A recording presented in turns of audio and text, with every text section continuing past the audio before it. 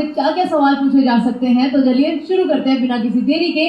आप इस क्लास को प्लीज शेयर करिएगा और जो नए आए हैं वो हमारे चैनल को सब्सक्राइब जरूर करेंगे। ये आपकी तरफ से एक थैंक यू होगा हमारे लिए। Thank you so much. And चलो शुरू करते हैं। सबसे पहला आपके सामने सवाल है, संविधान सभा की पहली जो बैठक हुई थी वो आपकी देखो कैबिनेट मिशन प्लान से आपका संविधान सभा या संविधान को बनाने का प्लान आया था और इसकी जो पहली बैठक थी वो आपकी 9 दिसंबर 1946 में हुई थी। संविधान सभा के स्थायी अध्यक्ष आपके कौन चुने गए थे उस बैठक में? डॉक्टर सच्चिदानंद सिन्हा चुने गए थे।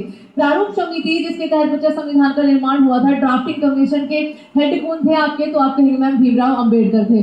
भारतीय संविधान को किस दिन पूर्णतः लागू हुआ था? तो बच्चा लागू होना आपका 26 जनवरी 1950 जो आप अभी जस्ट सेलिब्रेट करके आए हैं, जिस दिन भारत जो है वो पूरी तरह से गणतंत्र बना था। और ये एक रिवीजन है, याद रखिएगा, इसलिए हम थोड़ा फास्ट भी चलेंगे।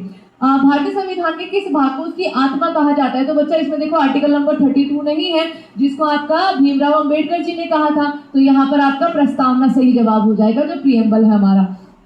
संविधान सभा ने राष्ट्रगान को कब स्वीकार किया था? तो राष्ट्रगान को आपका 24 जनवरी 1950 को स्वीकार किया गया था। भारतीय नागरिकों को प्राप्त मूल अधिकारों की संरचना, ठीक है, आपके पहले कितनी थी? तो बच्चा पहले मूल अधिकार जो हुआ करते थे वो 7 हुआ करते थे। आज के टाइम पे जो है वो आपके 6 मूल अधिकार है, क्योंकि एक संपत्ति के अधिकार को 44वां संशोधन करके उसको एक क्या बना दिया था? उसको एक कानूनी अधिकार बना दिया था। अगला सवाल, संपत्ति के अधिकार को किस संविधान संशोधन से आपका हटाया गया था? तो 44वें संविधान संशोधन 1978 के द्वारा। मूल अधिकारों के रक्षक जो है वो किनको कहा गया है? तो बच्चा आर्टिकल नंबर 32 हमारे मूल अधिकारों की रक्षा करता है और आपका ये उच्च न्यायालय और आपका हाई कोर्ट और सुप्रीम कोर्ट दोनों को ही रक्षक कहा जाता है। संविधान सभा के स्थायी अध्यक्ष जो है वो कौन बने थे? तो स्थायी लिखा हुआ है डॉक्टर राजेंद्र प्रसाद। संविधान सभा के अंतिम रूप से संविधान को कब पारित किया गया? तो बच्चा संविधान का अंतिम रूप आपका कब बनकर तैयार हो गया था? 26 नवंबर 1949 को। इस दिन हम संविधान दिवस मनाते हैं। लागू ये हुआ था, लागू कब हुआ था? 26 जनवरी आपका 1950 को।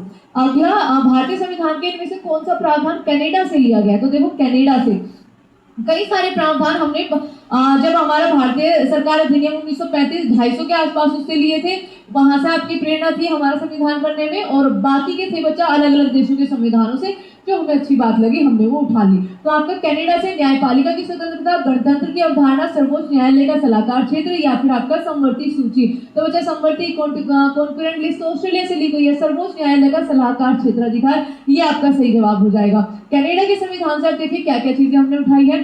सर्वोच्च न्यायालय के सलाहकार का क्षेत्रीय अधिकार, एक मजबूत और केंद्र वाली संघीय व्यवस्था, अवशिष्ट शक्तियां जो आपकी रेजिडुअल पावर्स होती है वो केंद्र में नियुक्त होती है, और राज्य के राज्यपालों की नियुक्ति। आगे कुछ और बच्चे यहाँ पर प्रावधान है जो हमने अलग अलग देशों से लिए हैं, लेकिन मोस्ट इंपोर्टेंट जो हमने भारतीय सरकार अधिनियम 1935 आया था वहां से संघीय प्रणाली, फेडरल सिस्टम, ठीक है, मजबूत केंद्र वाला फेडरल सिस्टम, ये कनाडा से है, ठीक है। न्यायपालिका की शक्ति, उसके अलावा बच्चा लोक सेवा आयोग, राज्यपाल के कार्यकाल, राज्यपाल का कार्यालय, उसके अलावा प्रशासनिक विवरण और बहुत सारे। अमेरिका से जो हमने लिए हैं मोस्ट इंपोर्टेंट फंडामेंटल राइट्स, न्यायपालिका की स्वतंत्रता, जुडिशियल रिव्यू, राष्ट्रपति पर महाभियोग कैसे लगा सकते हैं, सर्वोच्च न्यायालय और आपके उच्च न्यायालय के हाई कोर्ट्स को हटाने की आपकी प्रक्रिया क्या होती है, और आपका वाइस प्रेसिडेंट का जो पद होता है ये अमेरिका से लिया है। ब्रिटेन से देखिए मोस्ट इंपोर्टेंट हमारा है क्योंकि ब्रिटेन से हम बहुत ज्यादा इन्फ्लुएंस है बच्चा। संसदीय सरकार, कानून का शासन, विधायी प्रक्रिया, एकल नागरिकता, कैबिनेट प्रणाली, संसदीय विशेष अधिकार, द्विसदनीय प्रणाली और विशेष अधिकार से संबंधित लेख।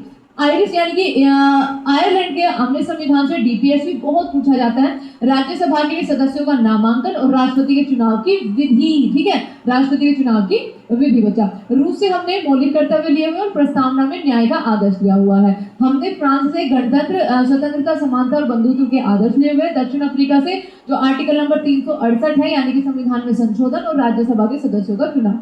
जापान से हमने कानून द्वारा स्थापित प्रक्रिया।